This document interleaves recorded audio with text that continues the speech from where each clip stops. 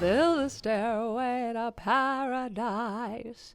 Oh, with a new step every day. Well, hello there. Welcome to the Laughing at Clouds podcast. I'm your host. It's me, Kasia. And if you hear any jingle jangling or sniffing or moving around, moving and grooving, moving and shaking, it's my foster dog who is very confused as to why we are in a podcast studio. Are you confused why we're in a podcast? Yeah, you're confused why you're in the studio. Kai can be adopted through the Lost Dogs home in Melbourne, Australia. If you are looking to adopt, he is the goodest, bestest boy, and he knows all of his basic commands, and he's potty trained. And if you want cute little pics and vids, you can head over to my Instagram at Kasia Twee and get a little sneak peek of what this little cuddle bug is like. And by little, I mean quite large. He's 70 pounds, 32 kg. All right, everyone take out your homework assignment. I will be collecting your notes for extra credit. Circle up. Let's start today's discussion on An American in Paris. Picture this. It's 1952. I Love Lucy premiered on CBS. The 22nd Amendment limiting presidents to 2 terms was just ratified. The Catcher in the Rye was published. You're at the 24th Academy Awards. Danny Kaye is master of ceremonies. Some of the nominated films are A Streetcar Named Desire, A Place in the Sun, An American in Paris, Death of a Salesman, The African Queen, and Showboat. That's just some of them. Streetcar is the most nominated with 12 nominations, but American in Paris and A Place in the Sun sweep with 6 wins each. American in Paris won Best Picture, Color Art Design, Color Cinematography, Color Costume Design, Music Scoring of a Musical Picture, Writing, Story and Screenplay, and Gene Kelly received the Academy Honorary Award. It was the 3rd movie musical to win Best Picture, and it was the 2nd color film to win Best Picture. That is so crazy to me. It profited $1,346,000 US at the time, which would be today almost 17 million. We do not talk about An American in Paris enough. I've said it before, I'll say it again. In acting classes, we're always talking about Streetcar and Death of a Salesman and Showboat, but we need to give American in Paris its flowers. My top 2 favorite musicals flip-flop, and the older that I get, the more I love American in Paris. I think I'm understanding it more. I'm seeing the execution of the artistry. I'm understanding what it means to be an artist and how every element of production for this movie was in service of the story. Every element of production just works so harmoniously. The art design, cinematography, costume design, music, writing, Best Picture, all of those wins, they make complete sense to me because everything is in service of the story and everything melds together so beautifully.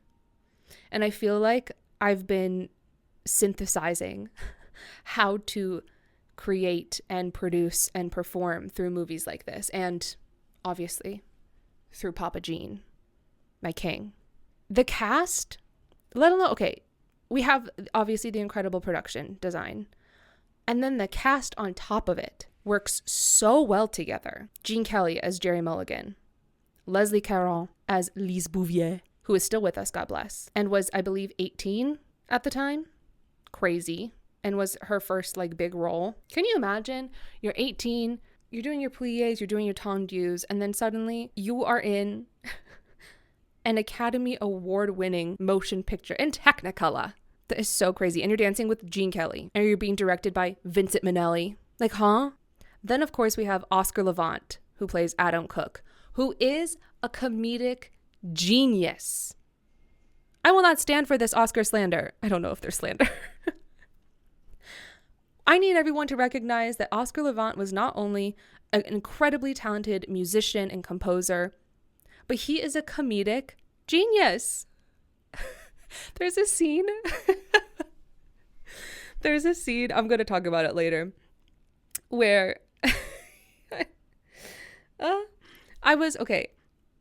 the Barbican in London had a outdoor viewing of this a couple summers ago, I think.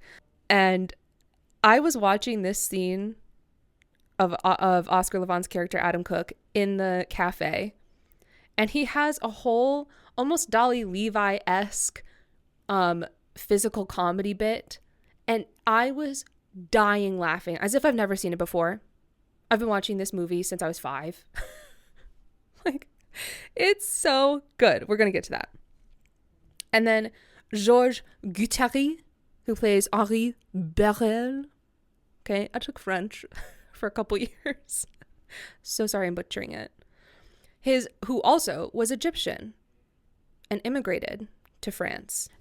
And his real name was Lambros Vorlou. And he changed it in World War II to escape concentration camps. Sound familiar? Then we have Nina Foch. I don't know. Nina Foch, who plays Milo Roberts. She is such an icon. She had a 60-year career, and she was the daughter of a Ziegfeld Follies girl. How iconic. Okay, that's enough of... Those are just some fun facts for you to take in.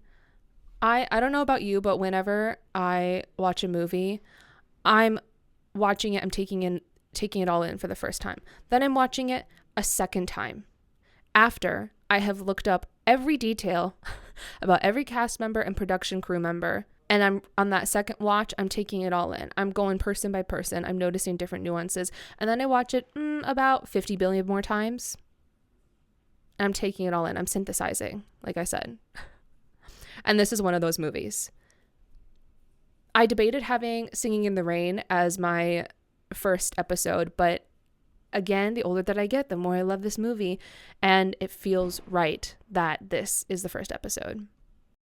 Okay, jumping right on into the movie. Obviously, we have the symphonic poem by George Gershwin that is the anchor to this movie. So we're starting off with these sweeping views of Paris, and it's just gorgeous. It really sets the scene. It presents the first character of the film, Paris.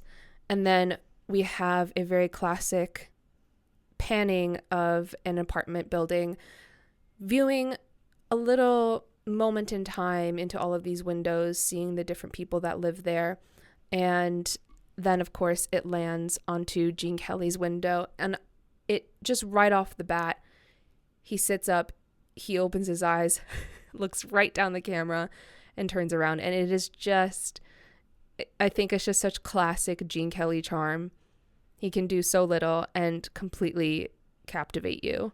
And again, with the production elements all working together to be in service of the story, it zooms into Gene Kelly, then it zooms out so that we can see his apartment. It's his studio, it's a closet. It's completely cluttered and stuffed to the brim, but it's filled with art and paintbrushes and books.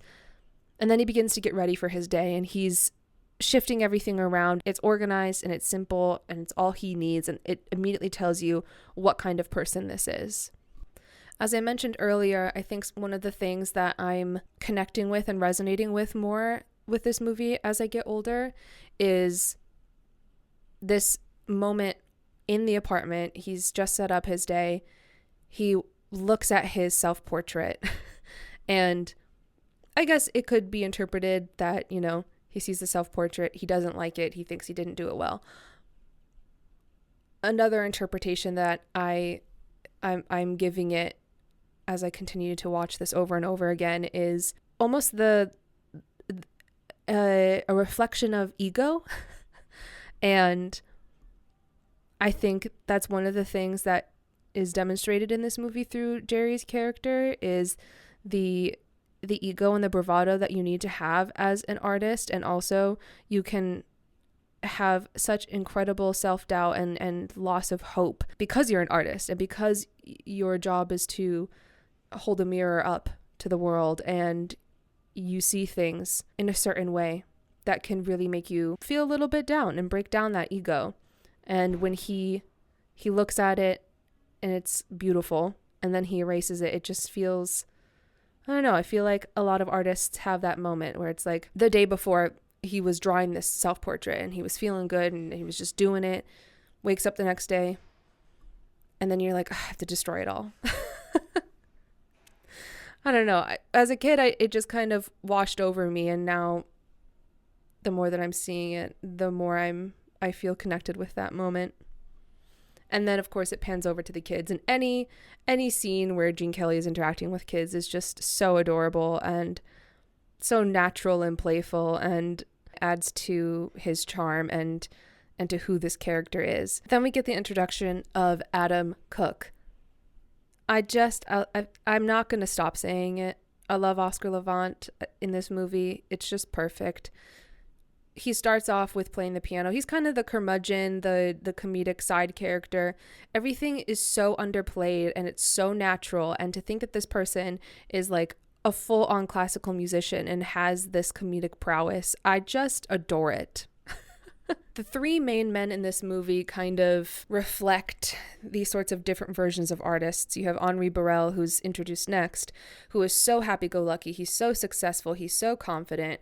Then you have Gene Kelly, Jerry Mulligan, who is sometimes confident and still has moments of self-doubt. And he's very talented, but he hasn't had success yet.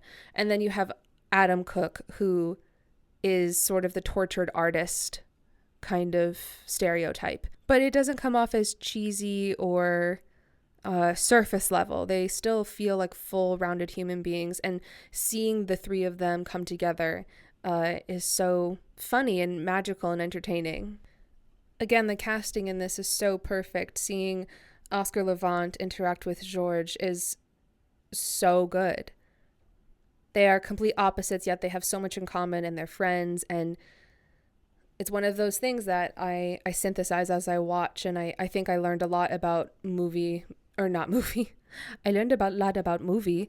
I learned a lot about musical comedy through watching all of these, and a lot of these actors come from vaudeville and cabaret, and I wish that George would have had a larger Hollywood career, because he is so fantastic in this, and you really only get to see the other side of his character at the end of the movie when, spoiler alert, he finds out that Lise is in love with Jerry, and it's almost haunting, that moment, and I wish we could have seen more of that captured on film. Right off the bat, we have Adam Cook and Henri Borel sitting in this cafe, and Oscar Levant is given a comedic bit, and it's so good. It doesn't take away from the moment, but it grounds it, and it roots it, and it roots his character and both of their characters' relationship to their environment so well. Then we have Henri describing to Adam the girl that he is with, who is Leslie Caron's character, Lise Bouvier.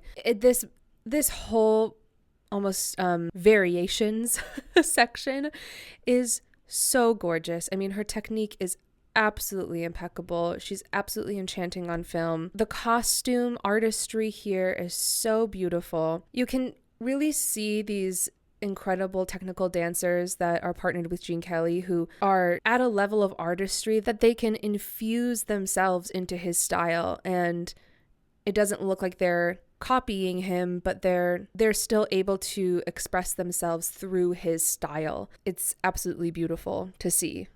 Again, she's so young here. She's 18. I can't believe. The yellow dress with the green background is so gorgeous. I also love her makeup in this film. It's so fresh and vibrant, and I love the white eyeliner on the bottom waterline. And then, of course, the yellow scene where she has the all-black outfit. I need more people to dress up as this for Halloween. That would be so cute. Little black ballet flats with black leggings, the top with the white collar and the hat. Dancers, get on that. I think that would be so cute.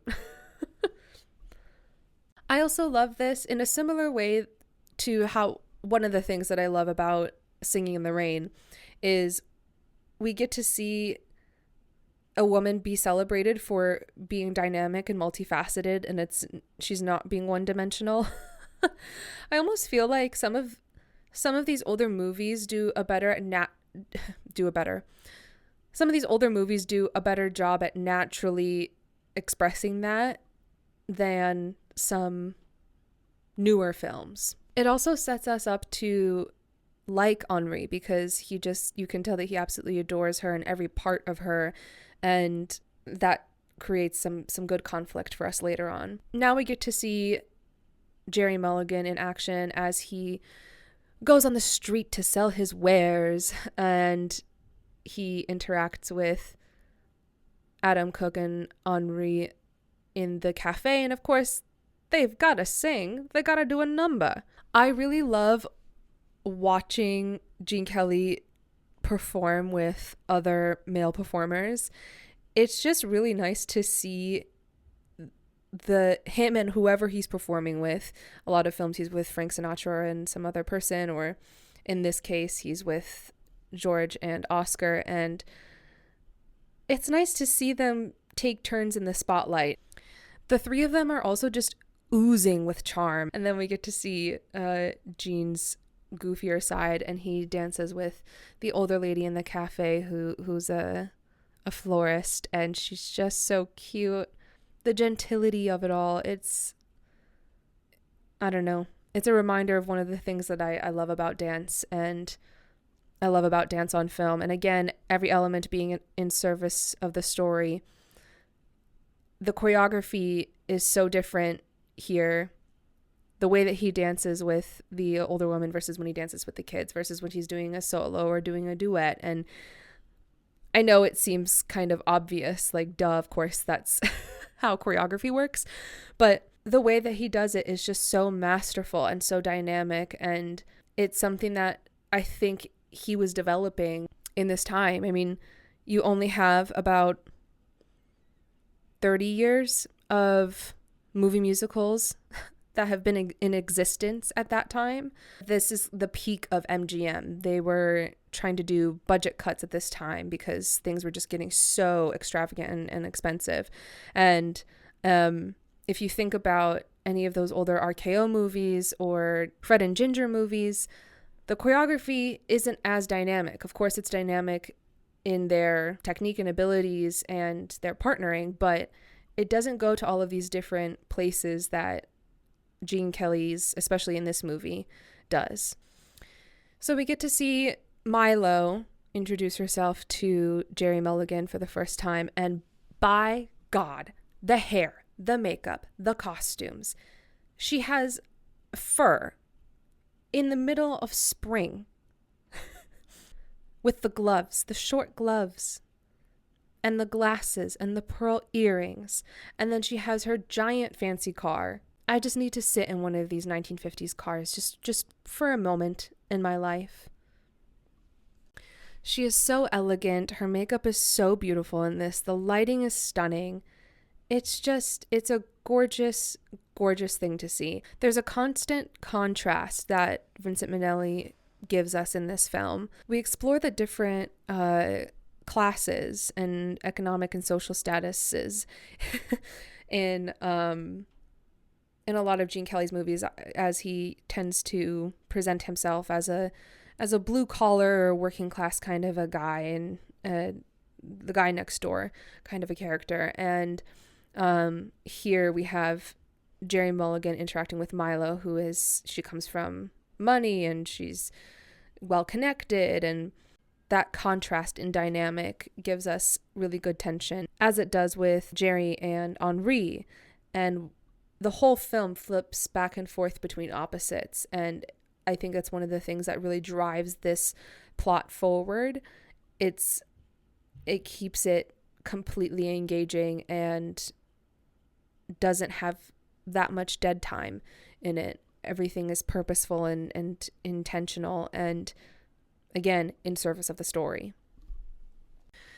So here we have Milo on Jerry's turf. He's out on the street selling his paintings, and then she brings him over to her apartment at the Ritz. And now we have Jerry in her environment. it's so opulent, it's so elegant, it's so extravagant. And then it flips back to the car taking Jerry Mulligan back to his apartment, which obviously is the exact opposite. And all the kids are so excited to see him, and he's just hamming it up. And then, of course, we get the iconic number, I Got Rhythm, with all of the kids, and it's just so adorable. The choreography and the performance of this is so playful and so lively and so natural, and it progresses throughout the entire number to be more and more engaging with the kids. Also, if anyone was on Tumblr back in the day, how am I gonna say this? Anyone who's back on Tumblr in the 2010s, and if this is the kind of person you are who's listening to this podcast, you may have seen the Tumblr page Gene Kelly's butt.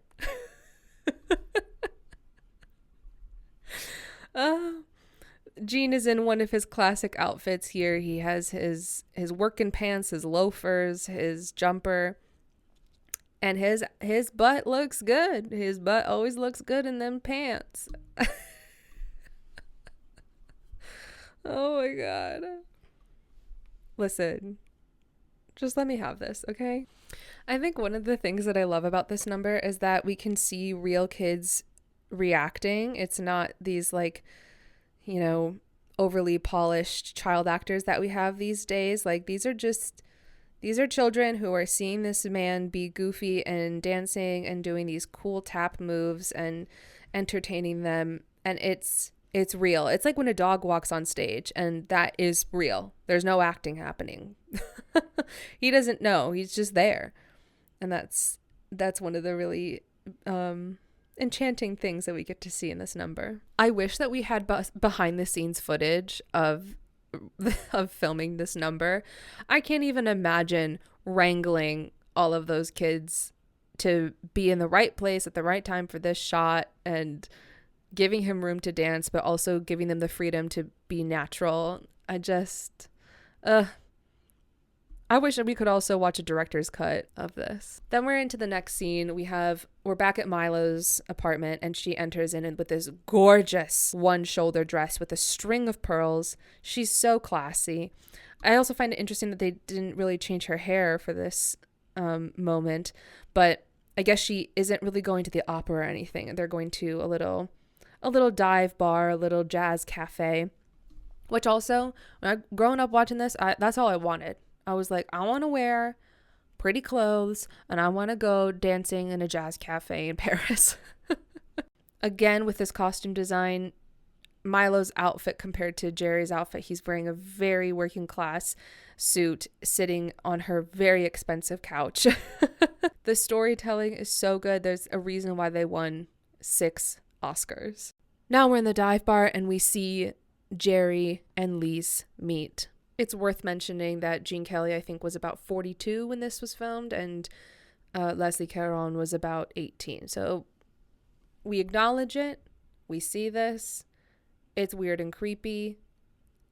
And they're both incredibly brilliant in their characters in this movie. Another costuming thing that I love about this film is the gloves that Milo and Lise wear.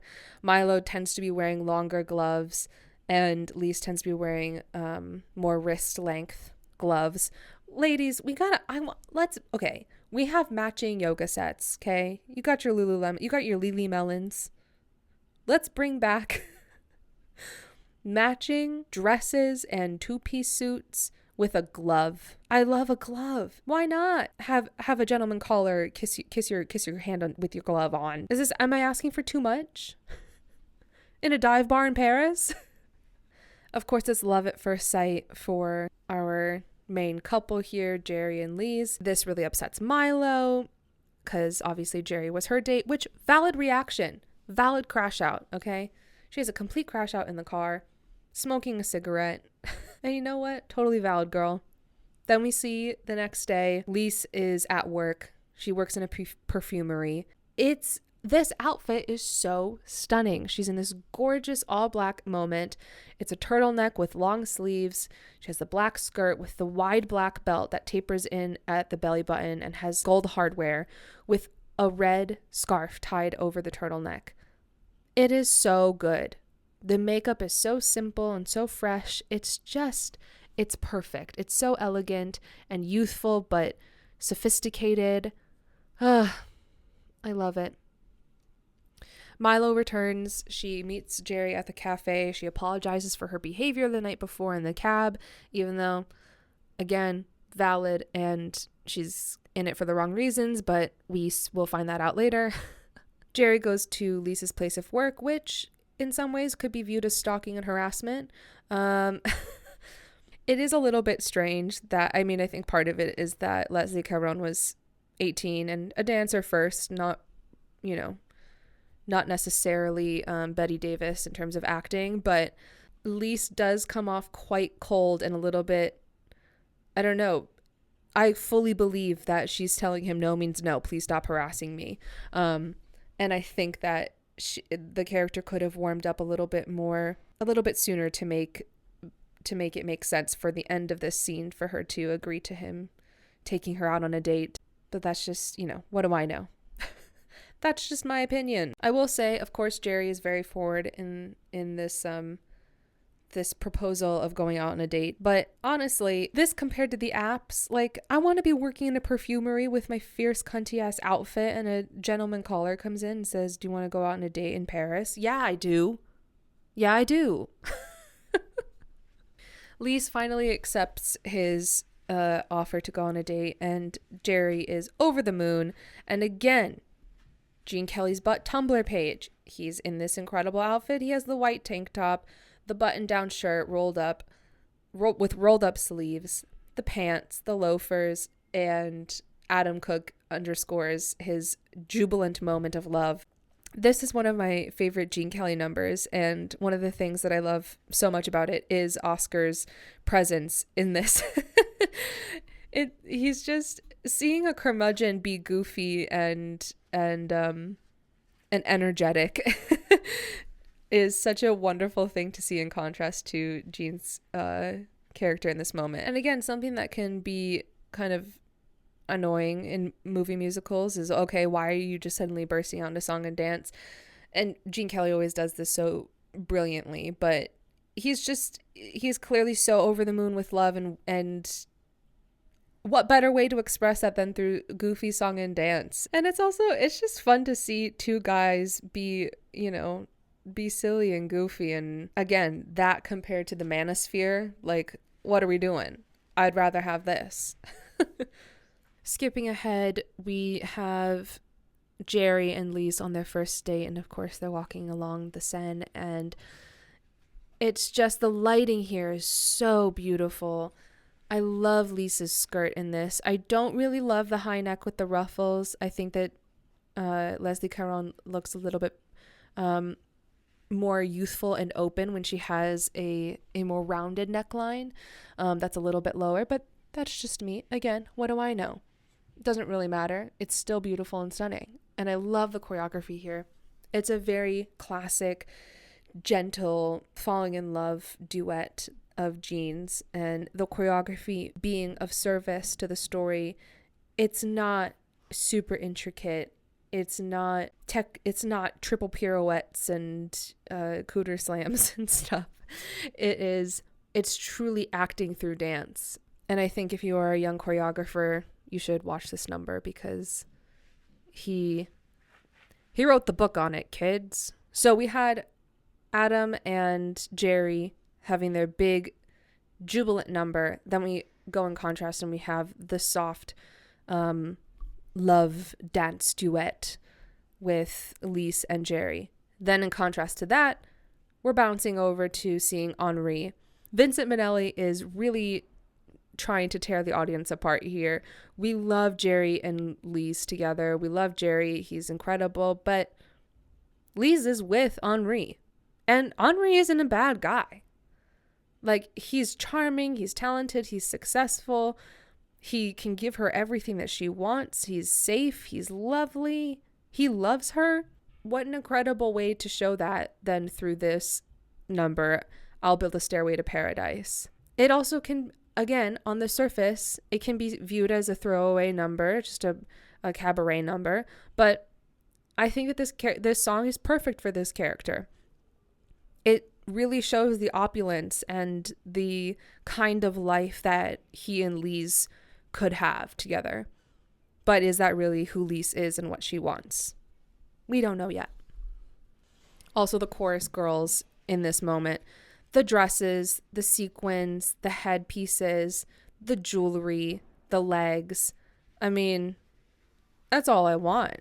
Give me heels and fishnets and a corset and a red lip and I'm good to go. Okay? The number ends and Henri gets offered to do a tour in America, which would mean that Lise would have to leave Paris and go with him and leave Jerry behind.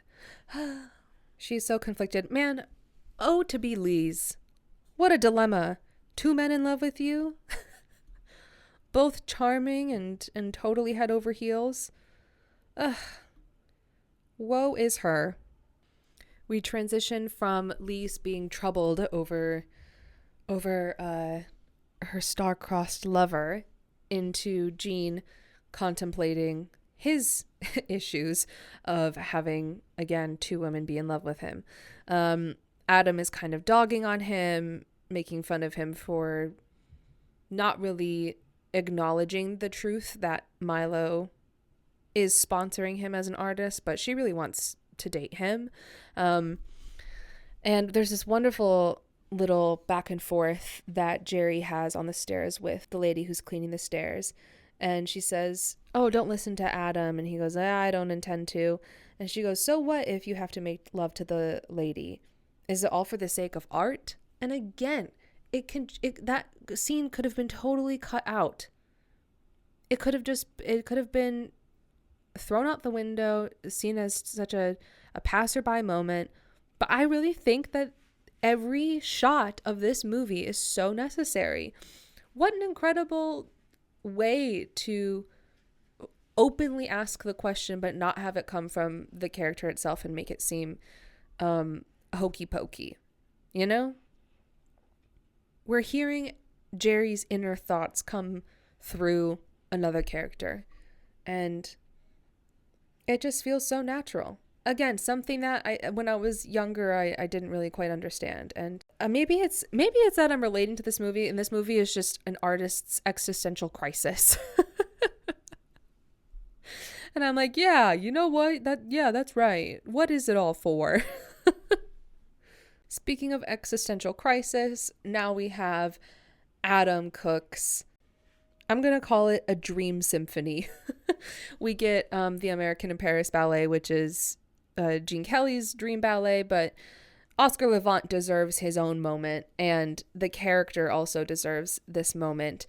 Again, I think that this is a really brilliant exploration of the artist's ego. The dream symphony starts off with us seeing Adam Cook playing the piano in a concert, and then as the piece progresses, we see that he's actually also playing every instrument in the orchestra, and he's conducting, and he's the audience. And to have this comedic character who clearly has enough ego to have gotten to be as skilled as he is as a musician, but also has enough self-awareness to recognize that ego. And there's a constant tug of war with these two things of the needing to be grounded in one's own humanity, and then also have enough belief in oneself and bravado to pursue the thing that you love the most and that you've dedicated your life to. Oh, it's just so great. It's also just funny. It's such a clever way to have a comedic character explore something that is a bit more serious, to have the reveal of him playing every part of this dream is so good. Again, I want a director's commentary on this. I want to see what it was like in the writer's room when they were crafting this. So good. Again, with the flip-flopping back and forth, we were with Adam, and now we're back into the more highfalutin part of society with Milo. She's just presented Jerry with his own art studio and all of his own art supplies so that he can have his own exhibition. And we have this huge montage of Jerry being absolutely inspired. He's using Lise as his muse, and he's almost in this creative, obsessive flurry, and he's just making. If you're an artist, I think we can all relate to that. We go years with kind of making things here and there, and then suddenly you're just, boom, you're hit by this semi-truck of motivation and drive and inspiration. I think it's also good character development that now we're seeing Jerry rising up in relationship with his career, and we're kind of seeing him potentially go toe-to-toe with Henri in that arena. And then in the next scene, Lise is trying to tell Jerry that she's going to go to the United States to go on tour with Henri because they're engaged. Contrasts and the building of tension in this is so incredible. We're about 3/4 of the way through the movie. As she's trying to reveal this, she ditches him because she cannot face him. She cannot tell him the truth. She cannot bear the heartbreak. And Jerry is commiserating with Adam at the cafe about this. Adam has not yet seen Lise. He doesn't know who she is or what she looks like. She's just some mystery girl that Jerry is in love with. He has seen Milo, though, which is revealed later on. As Jerry is commiserating with Adam over his woes, who comes along? Henri. Henri, in total opposition to Jerry's mood, is absolutely elated. Who wouldn't be? He's engaged to the love of his life. He's got this incredible job offer. He's going to go to the United States. He's just, everything is working out for Henri. Henri is giving Jerry advice. He's like, what? Heartbreak? Why be heartbroken when you can just tell her that you love her and everything will be fine? And this is where we see the comedic genius of Oscar Levant. Oh my God. I'm giddy. I'm giddy with laughter already. This is where we see Adam Cook really start to lose it. He's listening to these two men talk about the same woman that they're both in love with. Of course, they don't know that, but he does. Oscar Levant puts one cigarette in his mouth. He lights it. He's listening to them. He puts the cigarette in one hand. He takes out another cigarette, puts it in his mouth. Now he has 2 cigarettes in the same hand. The server then gives Henri his little shot glass. He takes a sip of Henri's drink. Then he takes a sip of his own drink. Then he goes back to the 2 cigarettes. Then he takes a drink of coffee. Throughout all of this, by the way, he is having little one-liners. As he's putting down the cup of coffee, he knocks over the glass of alcohol. He puts out the cigarettes in the ashtray. He picks the same cigarette up. It's bent. He puts it back into his mouth. He lights it again. Of course, it doesn't light. The match goes out. He takes another match. He tries to light the cigarette. It goes out. He takes a third match. He tries to light the cigarette. It goes out. He takes another sip of his own coffee. Then he reaches over for Jerry's coffee. He takes a drink of his coffee. He lights a fourth match. He tries to light the cigarette. He takes a drink of the coffee with the cigarette still in his mouth. The cigarette goes into the cup of coffee. He takes another cigarette. Oh my God. It's just one bit after another. It is so good. When I tell you I was laughing, I'm genuinely laughing again, watching this again. He is so overwhelmed. He's absolutely beside himself. These are his 2 best buddies, and he doesn't know what to do. But it's so underplayed. It's not overdone. It's not hokey pokey, acty schmackty. It's brilliant. Give him an award. He should have won an Oscar for Best Supporting Actor. It's so good. Of course, out of this little advice session that Henri is giving Jerry on love, and Jerry says, yeah, you're right. I'm going to tell her that I love her and everything's going to be fine. He runs to Lise. He tells her that he loves her and he doesn't care about anything else. And she says, joke's on you. I'm leaving and I can't be with you. And he's absolutely heartbroken. Again, so many up, down, every single scene. Brilliant pacing. Jerry leaves Lise absolutely heartbroken. He goes straight to Milo. What messy behavior. What Ross behavior. They were on a break. My ass. He kisses Milo. He's leading her on. He's upset. He invites her to go to the costume ball. Why aren't we having more costume balls? More costume balls 2026. I love the costuming in this scene. It is so brilliant. It's so fun.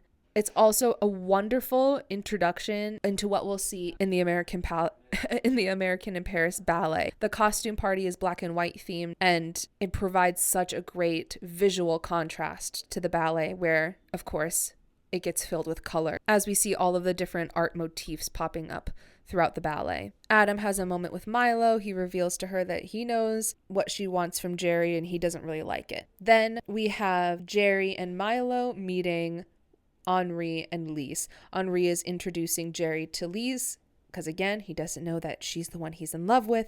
He's absolutely devastated. Milo recognizes Lise from the cafe. She's upset. Jerry tells her the truth. He's like, I shouldn't have invited you here, which is true, and I'm in love with Lise. Snaps for Jerry for taking accountability. At least he was honest. He should have been honest from the get-go and not invited her in the first place, but sous la vu, we are here. Then we see Jerry sitting on the balcony looking over the nightlife of Paris. He's sketching something on a piece of paper.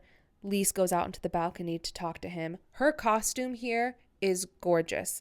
The bodice is cinched for the gods. The tulle scoop neckline with the little star, almost tiara headpiece. It is gorgeous. And of course, the gloves. Because an outfit is not complete if a woman doesn't have her gloves.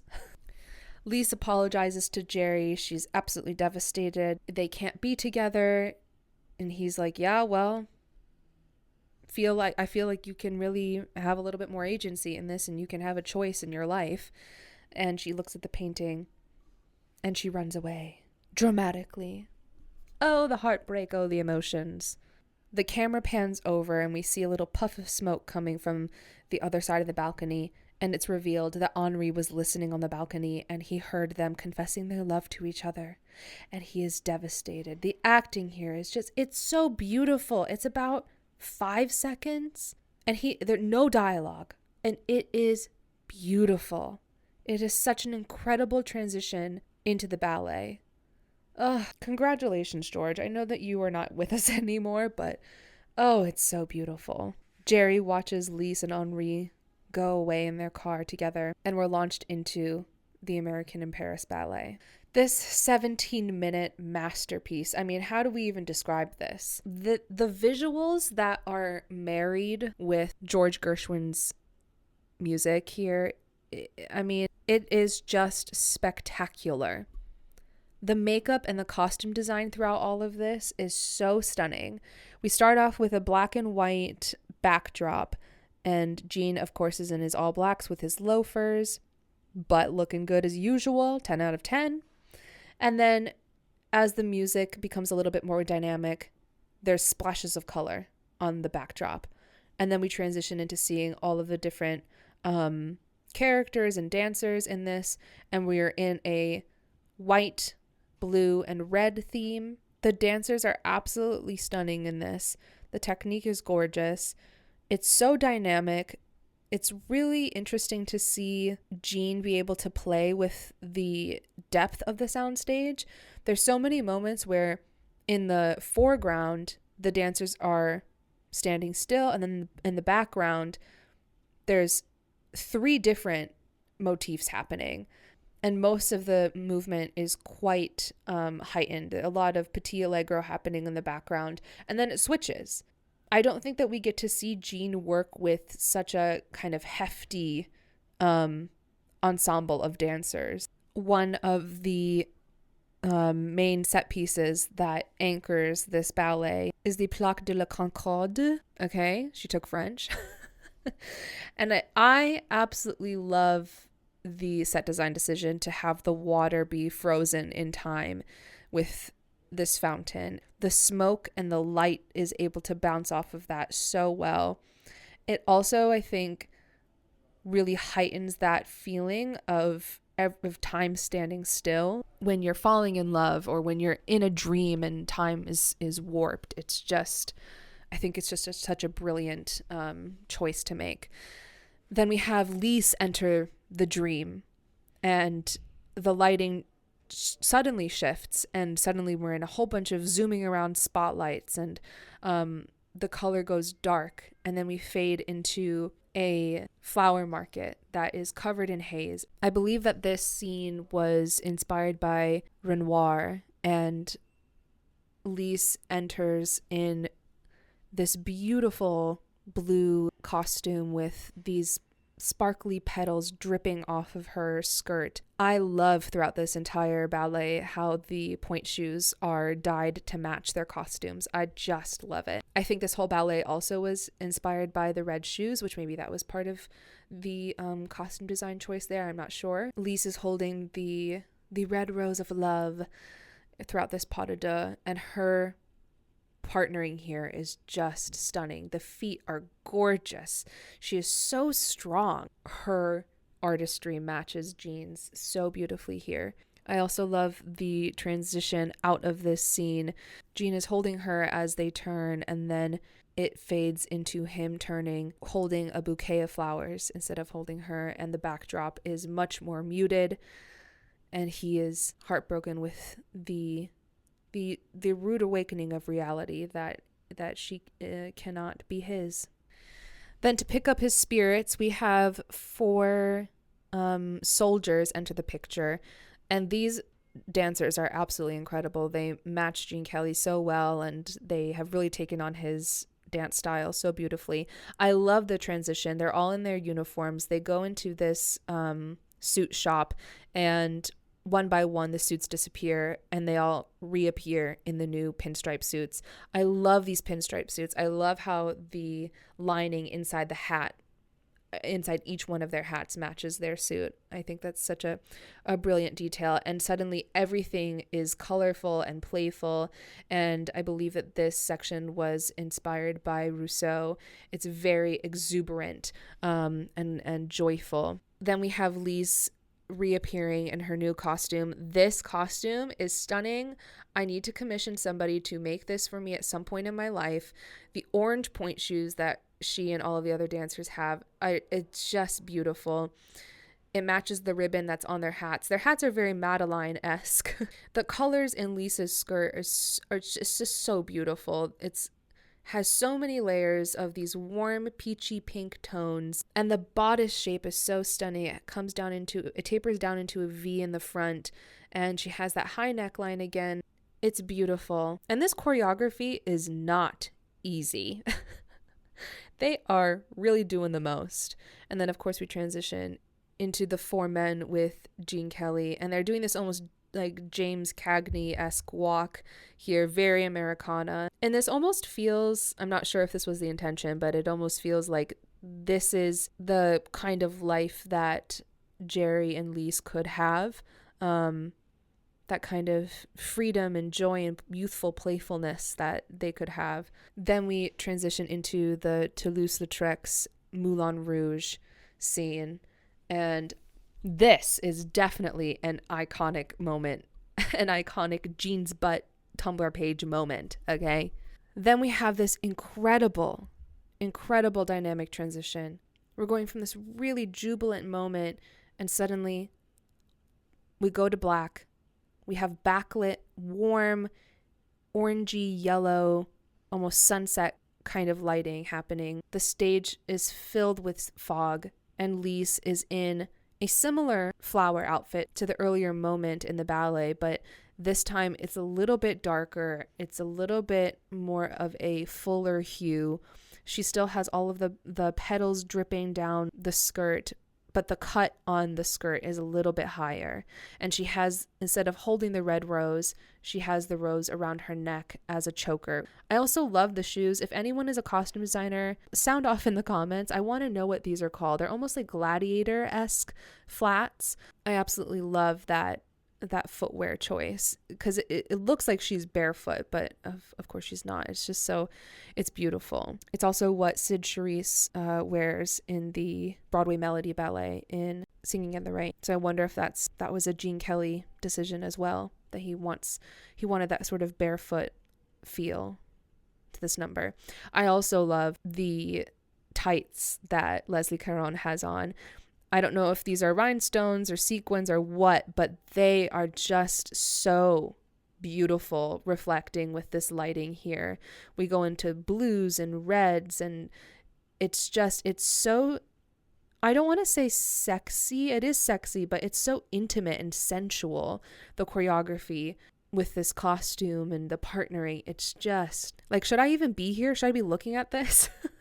Then we transition into I believe, Toulouse-Lautrec inspired scene here.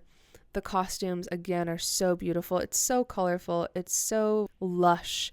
And Leslie Caron is in this beautiful chocolate brown outfit. And we have, this really is an iconic staple of the Gene Kelly's Butt Tumblr page. Where he's in this kind of nudie neutral outfit. It's so good. I think this also just really shows Gene's choreography prowess. It's very him, but it also is such a clear inspiration from the artwork itself. Then it pans over to the dancers in this scene, and the makeup artistry here is so cool. Correct me if I'm wrong, but I can't really see in the other shots, but I can definitely see very clearly in these shots that the extras here, their makeup is made to look like they are in the painting. So it's very impressionist and almost avant-garde. Their faces almost blend in with the backdrops. It's so beautiful. I love Leslie Caron's outfit here as well. She has the little baby doll bow tie shoes, a beautiful hat with this incredible yellow wig, and a pleated skirt. Again, lots of layers. Lots of really warm, blushy, peachy tones. Then we're making our way back to the fountain, and I love this transition. All of the dancers are doing these bourrée turns on point with the tulle skirts, and it zooms into the skirts, it zooms out. We're in a new scene. Leslie Caron is in an all-white outfit with a red belt. It's absolutely stunning.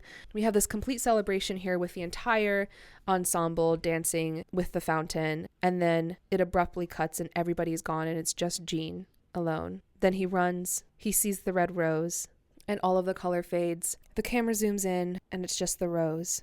And I really just think that this is such a masterful portrayal of storytelling through dance. It's so incredible. I think it's also just such an incredible dream ballet because it does feel like you're in a dream. It's somewhat clear what is happening and what's being told, and it also is very chaotic and isn't super clear at times, and it kind of has that time warp feeling of a dream. Then we're brought back to reality. Gene is on the balcony looking forlorn, and then, toot toot beep beep, Lise made Henri turn the car around, and they dramatically run on the staircase to meet each other in the middle, and they kiss under the lamppost, and then they walk down the stairs into the nightlife of Paris, and all is well with the world. I also love a lamppost being a through line here for Gene Kelly, because the next year he made Singing in the Rain. Like, what do you mean these were back-to-back films of his?